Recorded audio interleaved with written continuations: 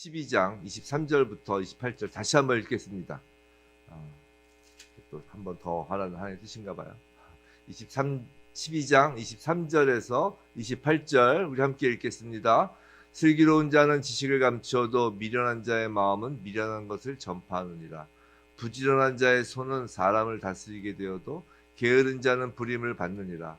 근심이 사람의 마음에 있으면 그것으로 번뇌하게 되나 선한 말은 그것을 즐겁게 하느니라. 의인은 그 이웃의 인도자가 되나 악인의 소행은 자신을 미혹하느니라. 게으른 자는 그 잡을 것도 사냥하지 아니하나니 사람의 부귀는 부지런한 것이니라. 공의로운 길에 생명이 있나니 그 길에는 사망이 없느니라. 아멘. 자, 잠언으로 아침 설교를 시작하면서 우리 잠언 시작하면서 제가 이런 말씀을 드린 적이 있어요. 가능한 날마다 우리가 구체적으로 실천할 수 있는 것을 하나라도 말씀 가운데서 생각해 보자고 하였습니다. 잠언 시작할 때 그런 말씀을 드린 적이 있어요. 자, 잠언은 그렇게 이야기한 이유가 잠언은 구약 가운데에서 특히 구체적으로 실천적인 교훈을 담고 있기 때문입니다. 우리가 매일 잠언을 보면서 내가 오늘 이 말씀 가운데 어떤 말씀을 붙잡고 실천할까를 신경 쓰면서 보면 좋겠다라는 말씀입니다. 굳이 제가 묵상하고 나누는 설교 내용과 달라도 상관없습니다. 성령께서 여러분 각자에게 주시는 음성을 매일 듣고 정말 한 가지라도 붙잡고 실천했으면 좋겠어요. 오늘 잠언 말씀은 12장 23절부터 28절까지인데 28절부터 보도록 하겠습니다. 28절. 공의로운 길에 생명이 있나니 그 길에는 사망이 없느니라. 자, 공의로운 길에 생명이 있다고 합니다. 자, 잠언에서는 여러 곳에서 잠언의 교훈과 생명을 결합하고 있는 것을 발견할 수 있는데 예를 들면 이런 거예요. 9장 11절에서는 지혜와 생명이 결합되어 있어요. 또 10장에서는 의인의 말과 생명, 또 의인의 수고와 생명이 결합되어 있어요. 14장에서는 여호와 경외와 생명이 결합되어 있고 16장에서는 명철과 생명이 각각 결합되어 있습니다. 이렇게 생명을 여러 가지 지혜 목록과 결합한 것을 보면 잠언에서 말하는 생명이라는 것이 단순히 육신의 목숨을 오랜 기간 연명하는 것만을 의미하는 것이 아님을 알 수 있어요. 성경에서 생명이라고 하면 단순히 숨 쉬는 것이 아니라 풍성한 삶, 축복된 삶, 근면하고 진실하며 능력 있는 삶을 살아가는 것을 의미할 것입니다. 오늘 잠언 본문에서는 공의로운 길과 생명을 연결시키고 있죠. 근데 거기에 더해서 그 길에는 사망이 없느니라라고 23절 후단에 28절 후단에 이야기를 하죠. 사망이 없느니라. 즉 삶이 활력이 넘치고 풍성해질 뿐만이 아니라 공의로운 길은 한 걸음 더 나아가 영생에 이르게 된다는 의미까지 함축하고 있다는 것이에요. 자, 영생에 이르는 길.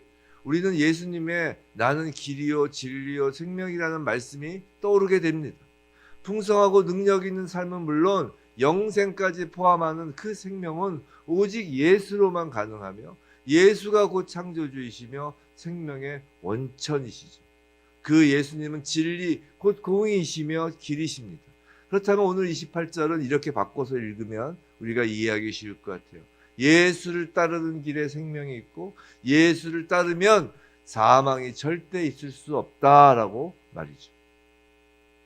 그런데 공의의 길이라고 하면 좀 막연하거나 추상적일 수 있지만 우리에게 예수를 따르는 길이라고 하면 이제 막연하고 추상적인 것이 아니라 구체적으로 그림이 그려지는 것이에요. 왜냐하면 우리는 성경 말씀을 통하여 예수를 직접 볼 수 있기 때문이에요.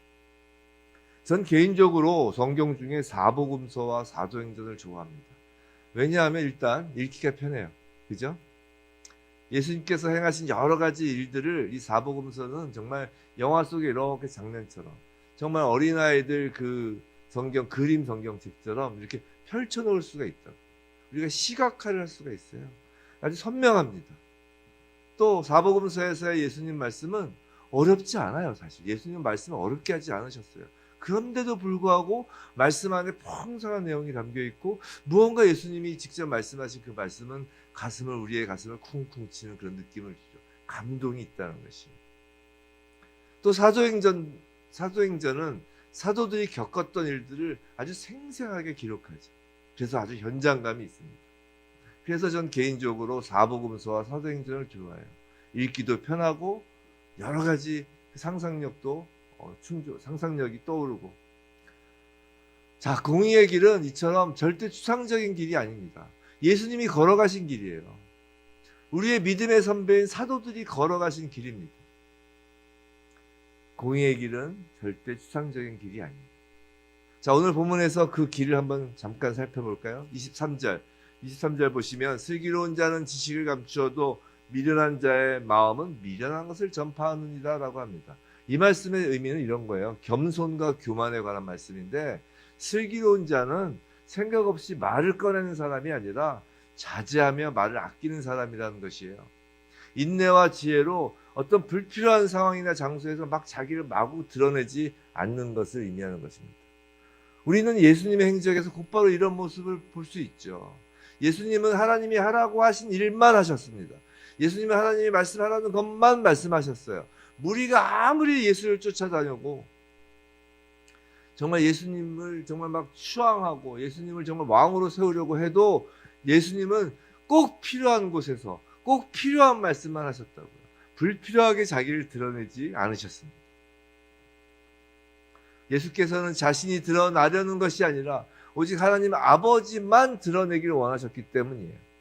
그것이 바로 예수님의 겸손이었어요. 24절 부지런한 자의 손은 사람을 다스리게 되어도 게으른 자는 불임을 받느니라. 자, 여기서 손이라고 번역된 단어는 능력, 권세로도 해석이 되는 단어예요. 자, 부지런한 자의 권능에 관한 말씀입니다. 하나님은 사람을 창조하시면서 다른 피조물을 다스리는 능력과 권세를 주셨어요. 즉 사람은 부지런한 것이 창조 목적에 부합합니다. 예수님의 행적을 기억해 보시기 바라요. 예수님은 하루 종일 사역을 하시고도 머물러 있던 베드로의 집에서 해가 저물었어도 그곳에 온 모든 사람들을 일일이 고치시고 귀신을 쫓아내셨던 것입니다. 예수님은 누구보다 부지런히 일하셨어요. 예수님은 손끝 하나 까딱하지 않은 세상 왕들과는 다른 분이셨어요. 우리의 왕인 예수님은 지금도 성령을 통해 부지런히, 우리를 통해 부지런히 일하시는 것입니다. 부지런하지 않으면 예수님이 우리를 통해서 일하시기 힘들어요. 25절 근심이 사람의 마음에 있으면 그곳으로 번뇌하게 되나 선한 말은 그것을 즐겁게 하느니라 라고 합니다. 이 말씀은 근심으로 인한 번뇌를 해소시킬 수 있는 비결로서 선한 말이 매우 유용하다라는 것을 가르쳐주고 있는 말씀입니다. 자, 생각해 보세요. 예수님의 선한 말. 예수님은 수가성 여인과의 그 대화 가운데 그 여인의 근심과 번뇌를 기쁨으로 바꿔주셨어요. 예수님은 또 삭개오와 대화하는 가운데 삭개오와 그 이웃의 그 마음을 기쁨으로 만드셨습니다. 예수님은 선 그 자체이신 거예요. 26절 의인은 그 이웃의 인도자가 되나 악인의 소행은 자신을 미혹하느니라. 자, 의인은 이웃의 인도자가 돼요. 하지만 악인은 다른 사람들을 올바른 길로 인도하기는커녕 자기 자신조차 바른 길로 가지 못한 채 방황하게 된다라는 의미이죠. 성도 여러분, 예수님이 우리의 인도자가 될 때 우리는 방황하지 않을 수 있습니다. 예수님께서 승천하시며 우리에게 약속하셨어요. 세상 끝날까지 항상 함께 하신다라고 말이죠. 그리고 성령을 보내셔서 성령을 통하여 지금도 우리를 인도하고 계세요. 선한 목자로 말이죠. 사랑하는 성도 여러분, 우린 교회에서 예수를 따라야 한다, 예수를 닮아가야 한다, 순종하여야 한다는 이야기를 많이 듣습니다. 근데 그런 말을 들을 때마다 어떻게 하여야 예수를 따르는 것이고 무엇이 닮아가고 순종하는 것인지 잘 손에 잡히지 않는 그런 느낌, 그런 생각이 들 때가 많아요. 그땐 말씀을 보아야 하는 것이에요. 정말 잘 모르겠으면 예수의 행적과 말씀을 자주 보아야 합니다. 사복음서를 자꾸 보아야 합니다. 또한 예수의 길을 따랐던 믿음의 선배들의 사도행전, 그 사도들의 행전을 보아야 합니다. 구체적인 방법과 교훈을 더욱 얻고자 한다면 교회 성도들에게 그 구체적인 실천 방법을 기록한 주님의 편지, 서신서들을 보아야 합니다. 또 구약은 이 신약의 예표, 즉 시청각 교육 자료의 역할을 하죠. 그렇기 때문에 구약을 함께 보면 신약의 의미를 더욱더 잘 알 수 있는 것입니다. 성경 말씀을 읽고 또 읽고 그 내용을 깨달으려고 애쓰는 것이 그래서 중요한 것이에요. 예수의 길을 따르고자 한다면 말이죠. 28절, 공의의 길은 예수의 길입니다. 예수의 길은 성경 말씀 안에 기록되어 있는 것이에요. 세상의 현자들이라고 불리는 세상 사람들의 그 말들에 귀 기울이기보다는 성경을 한 번이라도 더 보시기 바랍니다. 2024년도 우리는 인생길을 걸을 것이에요. 그 길에 생명이 있기를 진정 원하신다면 예수만 따르기로 결단하고 또 결단하였다면 가장 먼저 예수의 스토리, 진정한 그 히스토리가 기록된 성경 말씀을 열심히 보아야 하는 것이에요.